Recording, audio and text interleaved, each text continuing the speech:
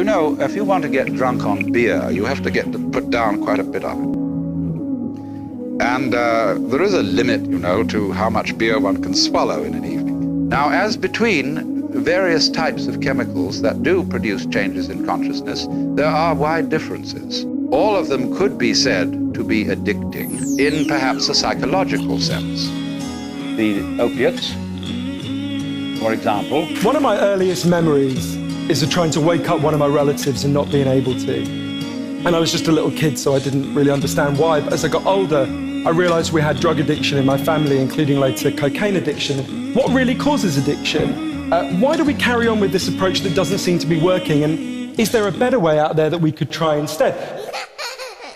My intellect is intergalactical, introspect to see what isn't yet through the eyes of others that sit and sweat and vision threats from negative thoughts. I can have them disconnect while wishing that they were living in different flesh and giving death a visit, coming back from an overdose, man, it didn't end. You looking at your kids and then you know your body isn't dead. You think about what you didn't do, they think about what you did for them. A lot of people feel alone, so they decide to get some friends. Bad influences have influences that you hit some meth. Bags of shrooms or some acid crack, it ruined your tracks. Consuming them strapped to just inject the fluid and trying to trip again. Thinking it's your last time till you on an addicted bench. Hoping for a better future whenever you could ever use your willpower in your evolution to end the bullshit, but still cower and end up using and then refusing to reveal how a headache abusing the magic of soothing reality's movements affects the bodily functions by hiding their face and acting just stupid. They're trapped in illusions and now times 10. The only time they see the self is in the mirror. So I use my mind with selfless care so they can see it from the outside in. Straight through the mind of an addict, find a rehab, quick be active, freak accidents with drugs relapsing. Your brain had enough, find another way to relax it. Need answers, some feel like priests have it. Your conscience will wreak havoc, that's up to you to see past it. We're supposed to elevate us, resonate as symptoms of depression and suicide inside of a bottle meant for you to try when prescribed from your doctors with knowledge from education, with patients worsening just to come back with thirst to seek medication. When I looked at them doctors, they wasn't telling me what's in the bottle is fucking killing me and making my conscience become my enemy.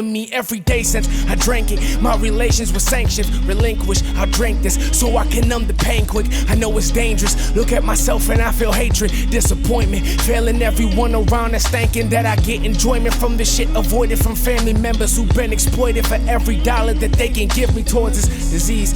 I call it that cause it's my excuse for why I use drugs every day so my actions could be misguided. True celebrities overdosing on the news. Every goal my mind induced is almost like I'm in tune with reality. More than when I'm sober, the devil been pulling on the noose. Need a chair to find, craving the feeling of feeling paralyzed. Cause in that moment in time, my thoughts have been sterilized. Never ending marathon, trying to send out a prayer to God. Cause my attachments to what's been killing me's got me frantic. An artillery of prescriptions, now this the mind of an addict. Death, as Norman Brown pointed out in his book Life Against Death, death is what confers individuality upon us.